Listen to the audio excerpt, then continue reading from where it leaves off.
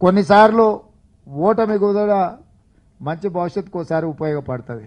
ఉదాహరణ నేను 2018 శాసనసభ ఎన్నికలలో ఓడిపోయిన తర్వాత మిత్రులు కావాల్సిన వాళ్ళు మిత్రులేమో బాధపడ్డారు, శత్రువులేమో సంతోషపడ్డారు, అయిపోయింది ఈయన పని అని. కానీ 3 నెలలు తిరిగే లోపల ఎన్నికలు వచ్చినాయి. పార్లమెంట్ సభ్యుడైనా ఢిల్లీకి వెళ్ళడం వల్ల దేశానికే పెద్ద పార్లమెంట్కు ప్రాతినిధ్యం వహించే అవకాశం వచ్చింది. వితిన్ 3 monthsలో ప్రజలు విజ్ఞులు ఆలోచన చేసిండ్రు, ప్రశ్నించే గొంతుక ఉండాలి అని ఎంబడే నన్ను ఎంపీకి పంపించారు. ప్రశ్నించే గొంతుక ఉండాలని జీవనాన్ని ఎమ్మెల్సీకి పంపించారు. మీరు అందరు కలిసి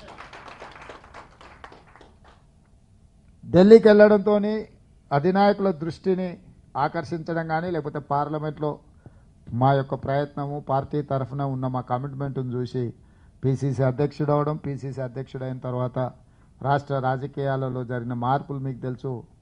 ఈరోజు ముఖ్యమంత్రి కావడం, 2018 అసెంబ్లీలో ఓడిపోవడం వల్ల 2019లో వచ్చిన అవకాశం వల్ల 2023లో ఈ రాష్ట్రానికి ముఖ్యమంత్రి అయ్యే అవకాశం కాంగ్రెస్ పార్టీ ఇచ్చింది, మీరు అందరు ఇచ్చిండ్రు. నాకెందుకో బలంగా జీవనానికి కూడా అట్లా అదృష్టం వరించి కేంద్రంలో మంత్రి అవుతాడని నేను భావిస్తున్నా.